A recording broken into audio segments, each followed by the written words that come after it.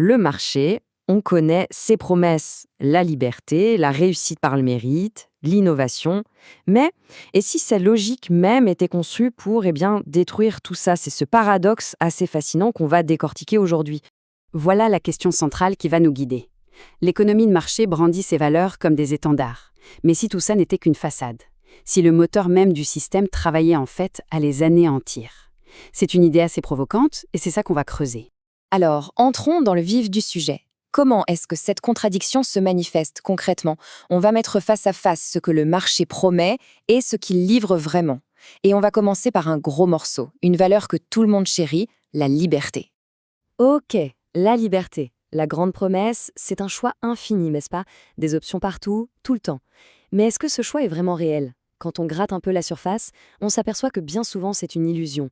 On est soit contraint, soit, disons, très fortement orienté. Et comment ça marche, cette limitation?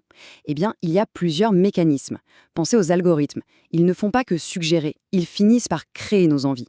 Ensuite, il y a l'obsolescence programmée, ce téléphone qui ralentit comme par magie juste avant la sortie du nouveau modèle. Ça force la main pour racheter. Et puis, la concentration. On croit choisir entre 30 marques de biscuits, mais en fait, elles appartiennent peut-être toutes à 2 ou 3 géants comme Nestlé ou Unilever. Le choix est là, mais il est surtout illusoire. Passons au deuxième pilier, le mérite. L'idée est belle, non? On travaille dur, on réussit. Le succès serait la juste récompense de l'effort. Sauf que la réalité raconte souvent une autre histoire.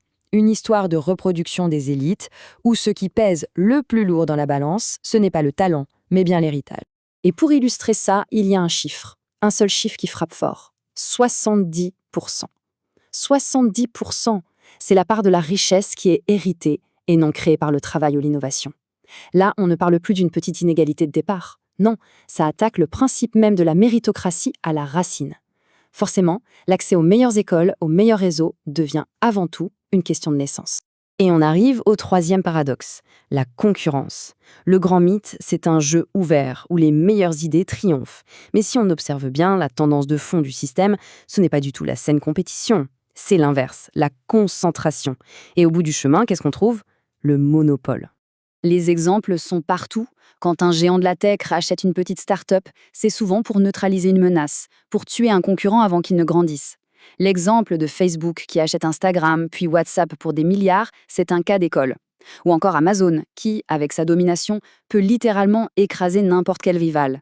La concurrence que le système prétend chérir est en fait systématiquement éliminée.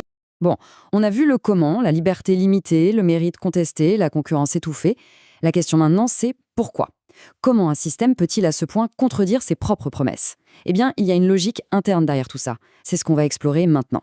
Pour comprendre, il faut saisir une distinction clé, la différence entre valeur d'usage et valeur d'échange.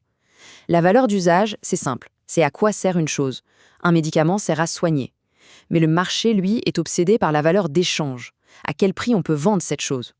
Le problème, c'est que le système est programmé pour maximiser la rentabilité, la valeur d'échange, même si pour ça, il faut rendre le médicament inaccessible et donc détruire son utilité, sa valeur d'usage, le profit avant tout. Et ça nous amène à un concept assez puissant, le parasitisme. L'idée, c'est que le système de marché ne crée pas ses propres valeurs morales, comme l'intégrité ou le sens du service public. Non, il se sert. Il consomme un stock de valeurs qui existait avant lui. Le système pioche dedans, il s'en nourrit. Sauf que sa logique de rentabilité maximale finit par détruire les fondations sociales qui permettaient à ces valeurs d'exister. En gros, il consomme tout, mais il ne régénère rien. Il épuise le stock. Tout ça nous conduit à une métaphore finale, une image vraiment parlante pour synthétiser l'ensemble de cette analyse.